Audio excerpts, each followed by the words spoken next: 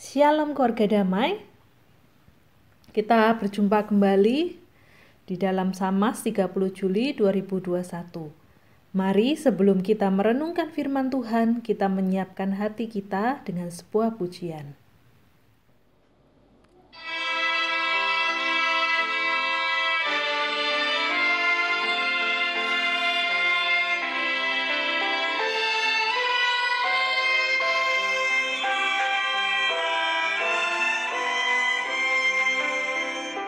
Setiamu Tuhanku tiada bertara, Dikala suka di saat gelap,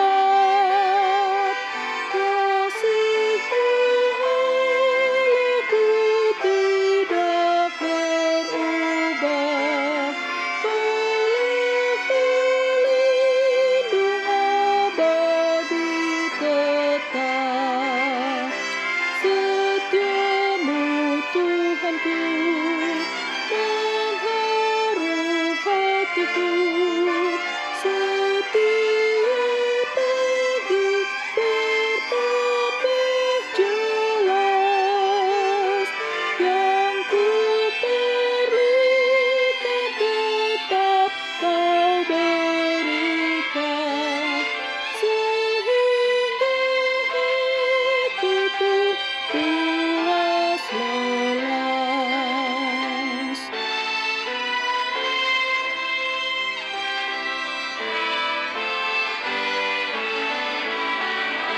Damai-Mu Kau beri dan pengampunan, dan rasa khawatir pun hilang lenyap, karena ku tahu pada masa mendatang Tuhan temanku di terang dan gelap.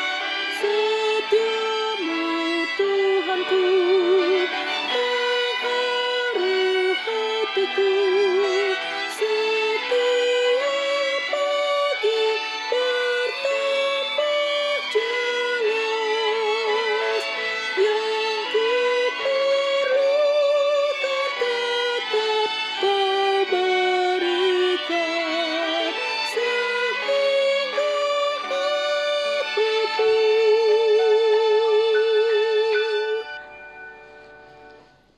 puas lelas.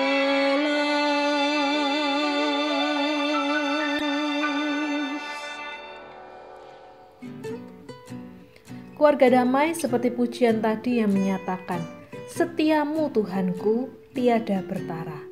Kita bersyukur jika kita dapat merasakan kasih setia Tuhan hingga saat ini. Sekalipun di tengah masa pandemi, kita ada hingga saat ini, saya percaya semua tidak terlepas dari kasih setia Tuhan di dalam kehidupan kita. Kita dapat bernafas, kita hidup, bahkan tidak hanya kita memiliki kehidupan sementara di dunia ini, tetapi kita menyebut diri kita sebagai anak-anak Tuhan yang telah memperoleh hidup kekal. Saya percaya itu semua hanya karena kasih setia Tuhan. Kita percaya kasih setia Tuhan tidak pernah meninggalkan kita anak-anaknya sekalipun di masa pandemi ini.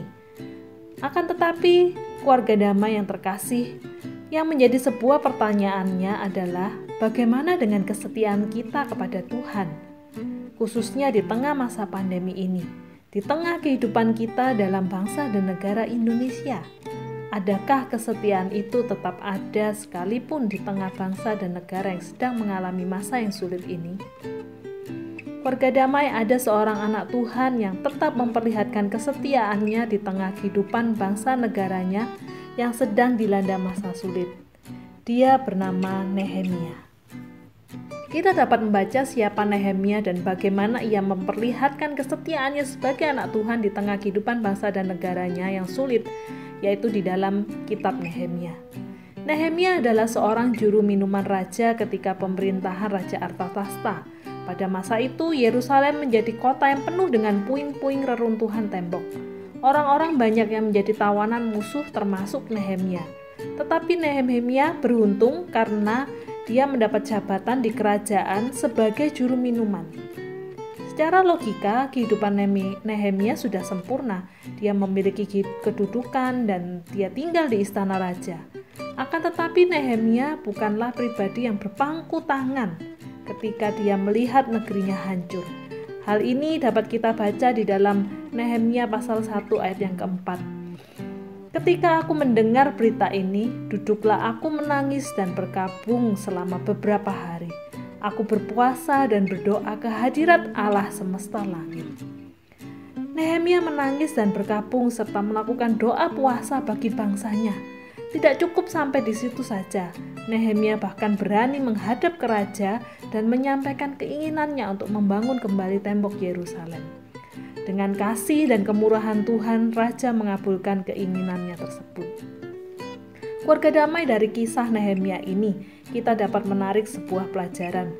Bagaimana kita sebagai seseorang yang seharusnya memiliki hati yang setia dengan kita menunjukkan suatu kepedulian pada kondisi bangsa dan negara kita.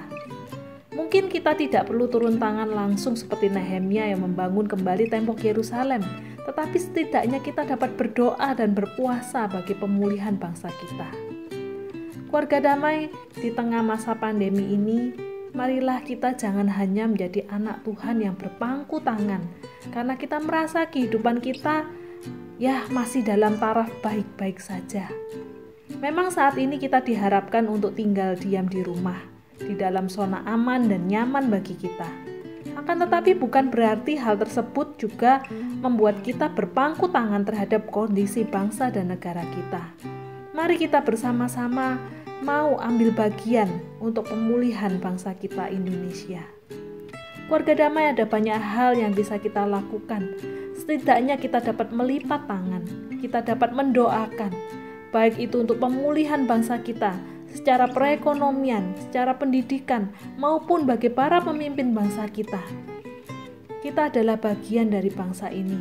Janganlah kita hanya menjadi orang-orang yang sekedar menjadi penonton, tetapi milikilah hati bagi bangsa ini. Amin.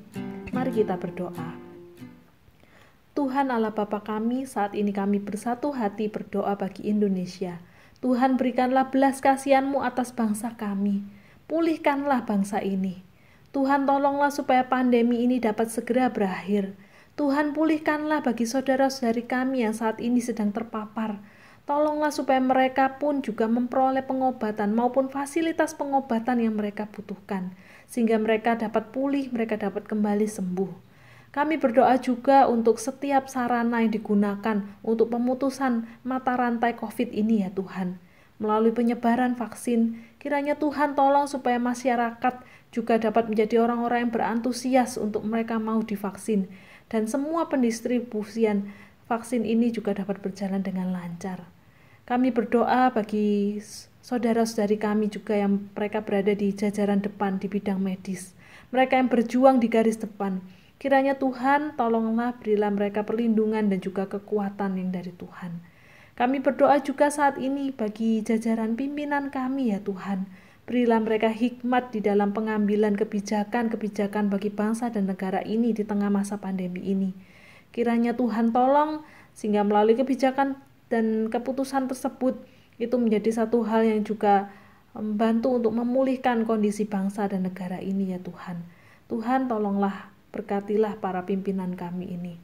Tuhan, kami juga berdoa supaya Tuhan memakai setiap kami anak-anak-Mu agar kami memiliki hati yang mau peduli akan bangsa dan negara ini. Biarlah kami pun mau menjadi anak-anak Tuhan yang mau mengambil bagian kami untuk membantu pemulihan bangsa dan negara ini. Inilah Tuhan jadi seruan doa kami. Mungkin kami dapat memulai dari hal-hal yang sederhana. Kami tidak hanya sekedar menjadi orang-orang yang berpangku tangan, tapi kami sungguh mau melakukan sesuatu karena kami pun memiliki hati bagi bangsa ini. Inilah menjadi seruan doa kami Tuhan bagi bangsa dan negara kami. Terpujilah nama-Mu Tuhan, lawatlah Indonesia. Di dalam nama Tuhan Yesus kami berdoa. Amin.